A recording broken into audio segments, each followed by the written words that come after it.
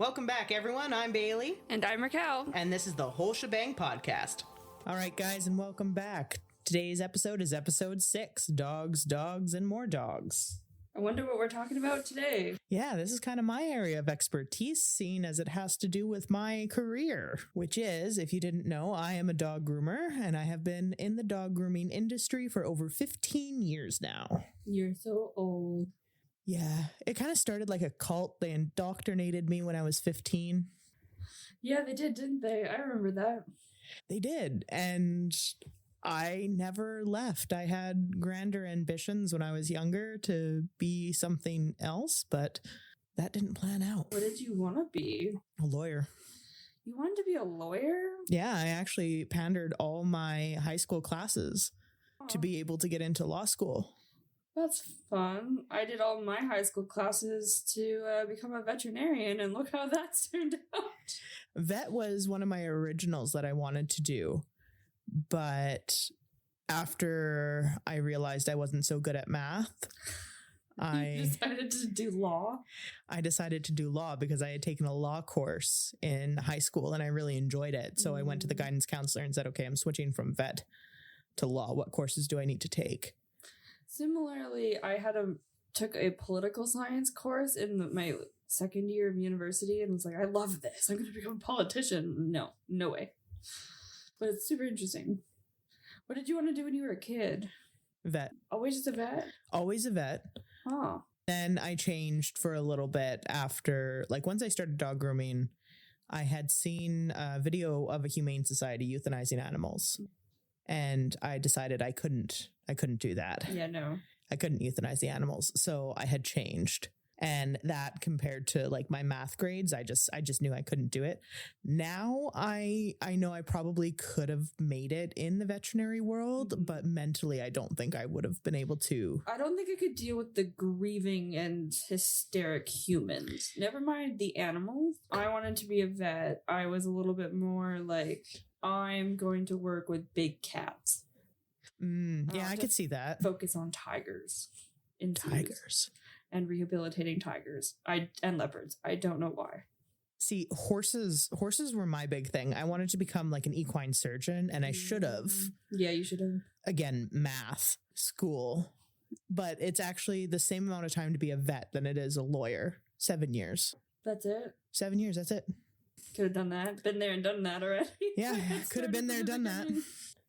That's interesting. When I was a kid, I wanted to be a police officer.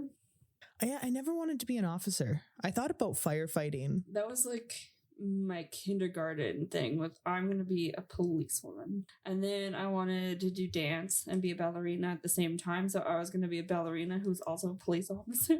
I never had any dance in me. Oh, see, I only wanted to be a ballerina because they got flowers and I wanted flowers. See, as a kid, I would daydream about being like super famous for singing and become like a superstar. But no, I just wanted flowers. I had wanted very little ambition. Oh, yeah. No, I wanted fame and fortune and power. And now I'm a dog groomer. They're lofty goals, huh?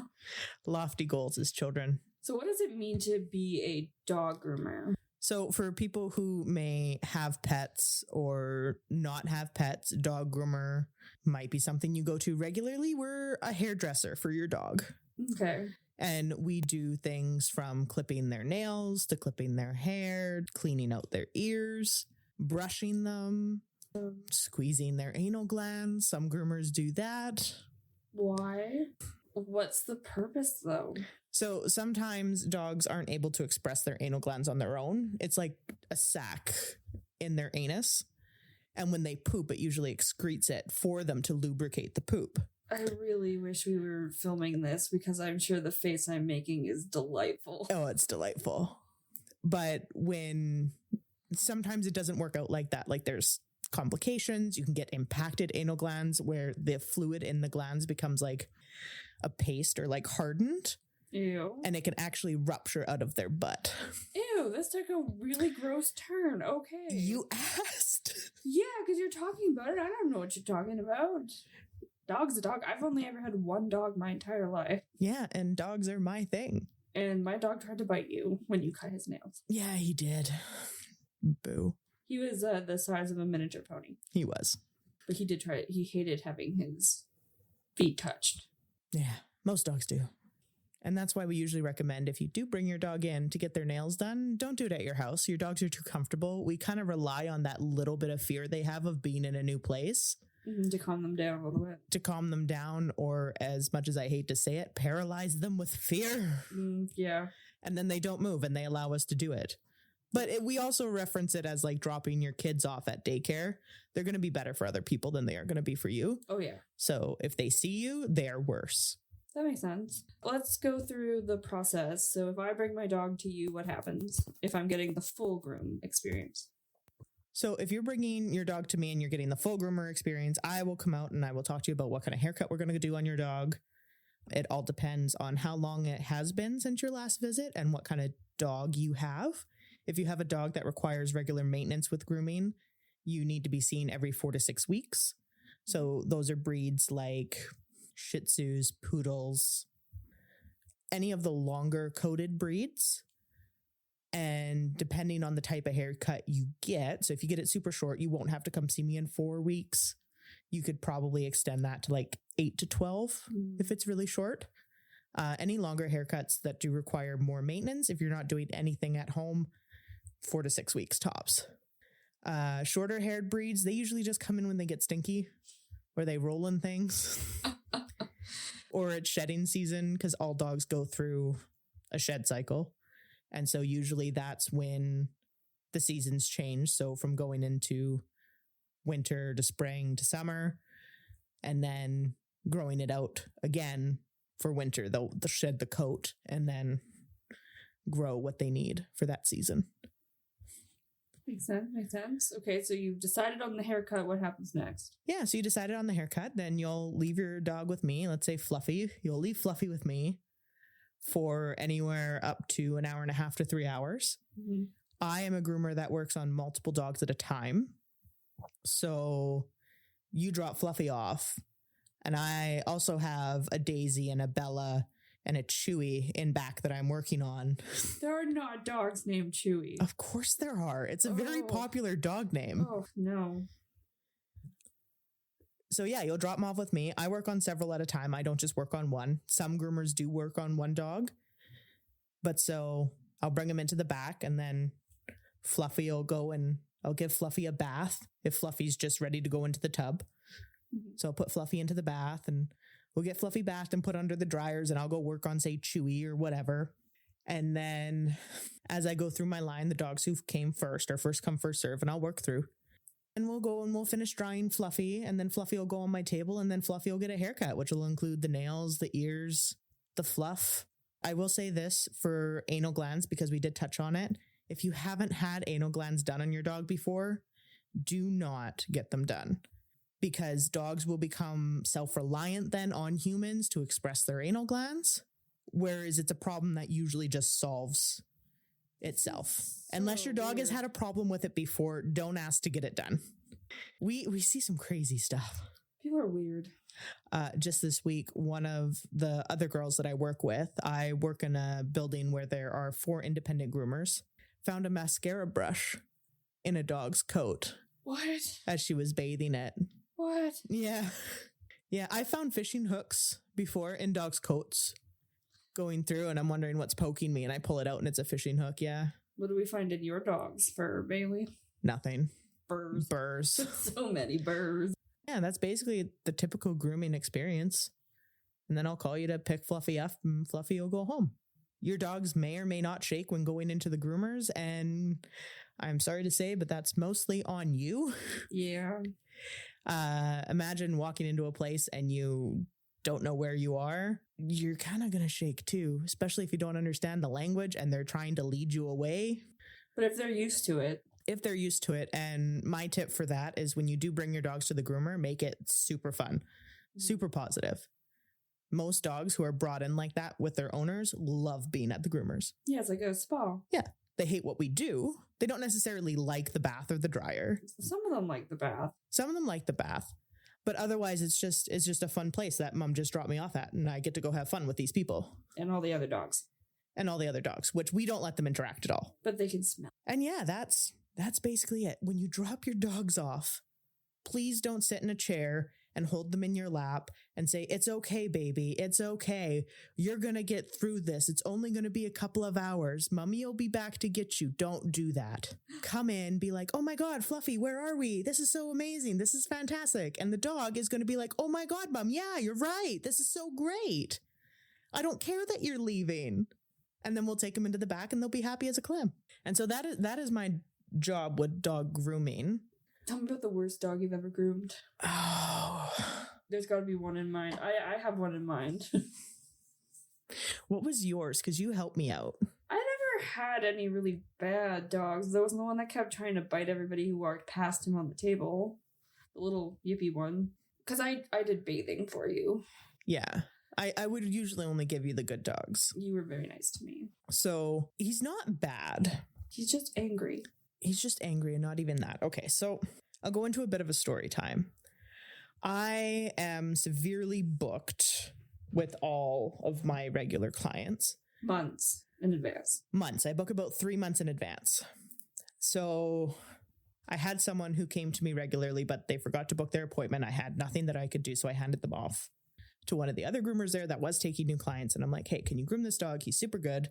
You just have to go slow. Because he gets these little times where he's just, we call it sketched out, where something just kind of flips in his brain and he just kind of goes on the defensive.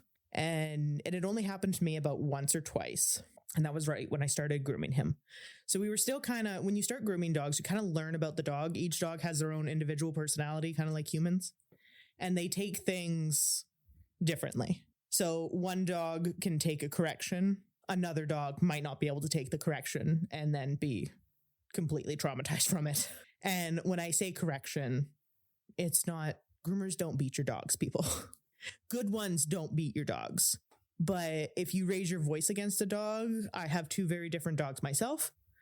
I have one that I could raise my voice with. I have another one that if I so much as hint at raising my voice, hits the deck and proceeds to crawl around on the floor, begging forgiveness. It's really funny to watch. It is. He is a baby. Total baby. But anyway, so this dog that I had coming in, I sent it to her. And the issues I had with him in the past when I first started grooming him was he had ended up taking a poop on the table.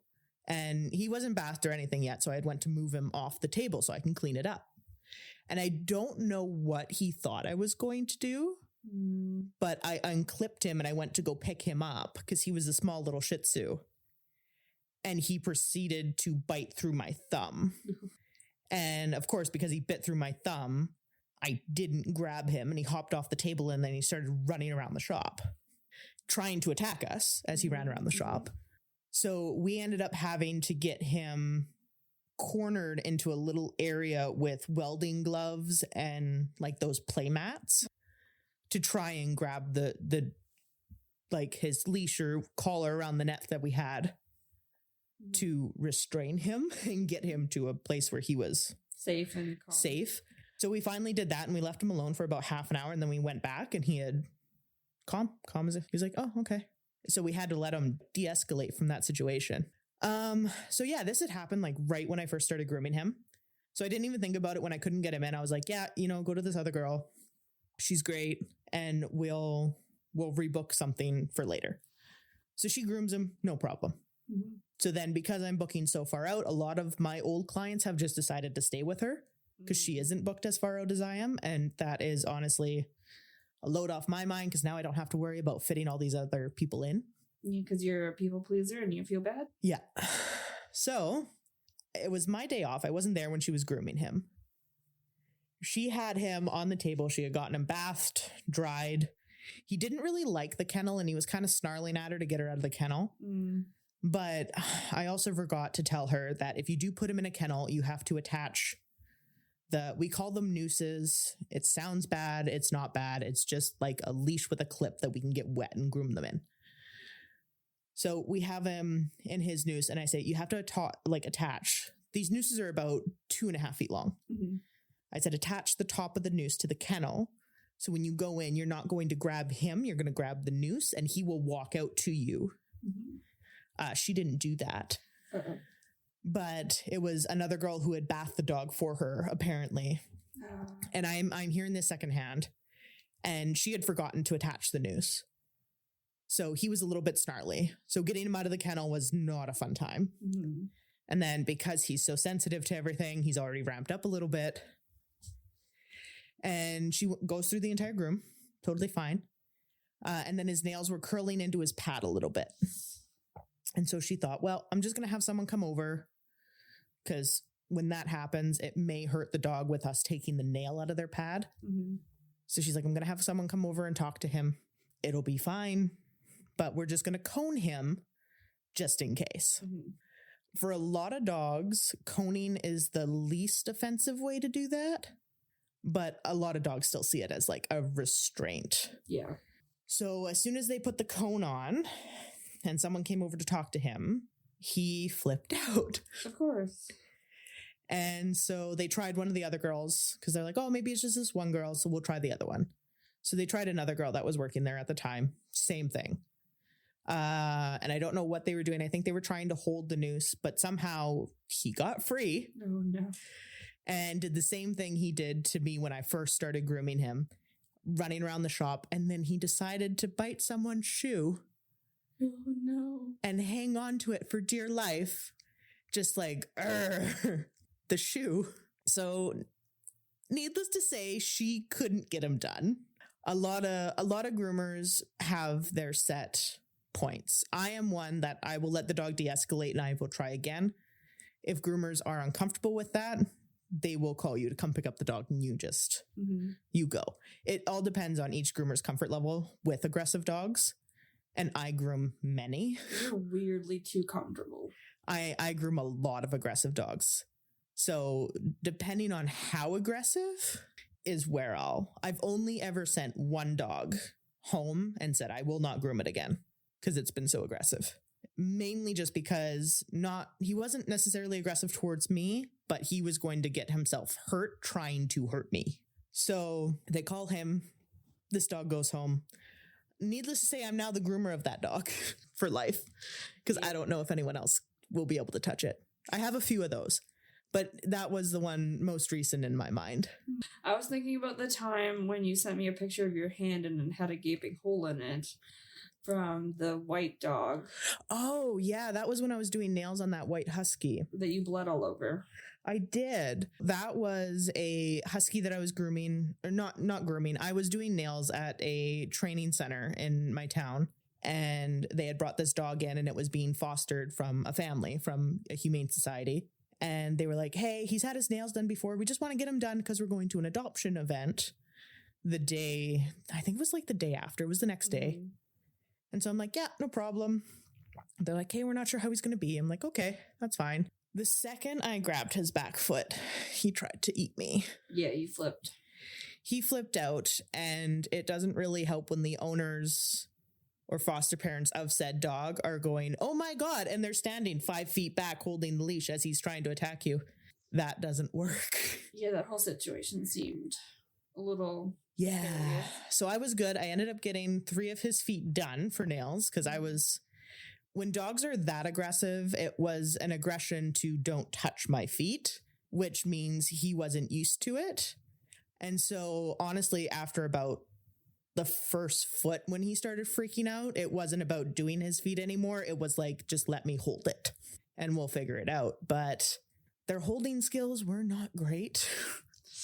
And he ended up getting me twice. He got me once on my hand really good. And then he actually bit my forearm too really good. I got punctures on my forearm. You still have a scar, don't you? Yeah, I do. Yeah, so on my left hand, I still have a scar right across the base of my palm from him biting and ripping through.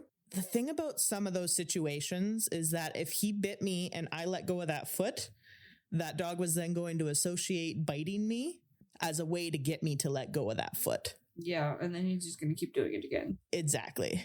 So as much as it sucks, you kind of have to stop the behavior and show them that that won't work. Because we get tons of dogs into grooming that people start to brush them and then they'll go to bite. And then they'll be like, oh, and they'll back off. And then you leave us to deal with the biting problem. Yep. But yeah, ended up getting this entirely white husky German Shepherd mix, completely covered in blood.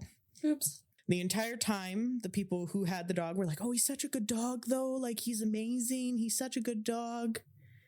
And I was like, I would not recommend this dog to a home with any children as a solo dog. And then they were like, oh, we have an adoption event tomorrow. How can we wash the blood off? As I am dripping blood in front, I had to clean my blood as it was running down my hand and my arm, dripping onto the floor.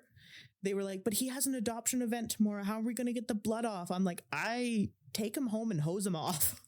Yeah, not your problem. Yeah, I never saw them again. Don't know if the dog got adopted. But I also have a lot of experience working with Humane Society animals. Yes, because you worked for the Humane Society. I did. I worked for the Humane Society for, I think, 3 or 4 years. That's how you got your weirdo dog. Yeah, it's how I got my one dog. I got her as a puppy from there. The weirdo dog. The weirdo dog. She's ran through fire before. That was very concerning. She didn't get hurt. No, she just ran through fire. She also likes to lie really close to the campfire until she gets, like, a minor burn. So you have to physically hold her away from it. Yeah. She likes it where it's warm. And she sleeps like a pretzel. Like, she's not bred very well. So her bones and legs, like, they're all misproportioned. And she sleeps weird. She's a sweetheart, though. She is. She's a really sweet dog. And I love her. She is the baby seal. She was the background of my phone for a while, just not even my dog. I ended up getting a standard poodle to go with her. Yeah, you do like poodles. I do like poodles. And I got into poodles when I started getting into the dog show world in our community and doing things for them. Yay, around 5-6 years ago. Already? Yeah, Rue's 6. Oh, no. Yeah. Yeah, he's gonna act like a crackhead till I think he's 12. So hyper. That dog has endless energy. Endless. If I could borrow some of his energy, I would get so much done. I wish I could have some of his energy. On a good day, I think I got like a fraction of it. Really, though. He's also well behaved. He's well behaved. He just gets super excited, and I never really taught him to control his emotions. Yeah, he does want to. He also thinks he's a lap dog, and he's not a lap dog. That was also my fault. 100%. I carried that dog. So Rue is a standard poodle. Standard poodles are anywhere from like 50 to 60 pounds. I may have treated him like he was 5 pounds, and he thinks he's 5 pounds. He jumps very high. He does. He's like a kangaroo, a fluffy kangaroo. I love the haircuts you do on him sometimes. Yes. I'm glad you got out of the mustache one, though. That was only because the water annoyed me with the mustache. So for those of you who don't know, poodles are the most versatile breed when it comes to haircuts. And they can basically have anything done. So Rue, at one point, I had him in a full mustache. He looked like a trucker. He did. He looked like a trucker because I was growing him out to put him into a cut to make him a cowboy for Halloween. Remember the other Halloween costume that you did half of? The other Halloween costume I did half of was a ladybug pattern that I was going to dye into his coat, but I got tired of it halfway. And we should specify Rue is a black poodle. Yes, Rue is a black poodle, which led to me getting tired of doing the ladybug pattern halfway because I first had to bleach his coat and then proceed to dye the coat. So I think I only got half done. Half bleached. And then I was deciding against it. And a bunch of people took pictures of him while laughing. Yeah. Yep. He's good. He likes when people laugh at him. He likes the attention. That was when we met the old lady feeding the skunks. Oh, yes. Yep. Yes, I remember. Yeah, so that is my history with dogs. I've always been into them, doing things with them. I mean, Rue and I have been in a couple of competitions because there's so many dog sports out there that I will get into in a later episode. Because there are conformation shows, which isn't a sport, but I run conformation shows for dogs, and that's like Westminster. If anyone's ever heard of that one's really popular. It's held in New York. Other sports are anything from lure coursing to agility to obedience to rally to scent work to herding. There's so much. So we will get into that in a later episode. But yeah, drop a like and comment if you want to hear more about the dog world. I'd be more than happy to share anything of my knowledge. And if I don't know it, I definitely know someone who does. And if you want your dog groomed by Bailey, too bad, she's booked up. Yeah, that's... Maybe next year. Maybe next year. Definitely shoot me questions and anything you have about dog grooming. And if we get enough, I'll maybe do an episode where I'm just answering all your questions. That'd be fun. Yeah, I think that would be fun. And yeah, ask me anything about dogs. Dog grooming in particular, if you have any questions. I will forewarn this, I am not a doodle fan.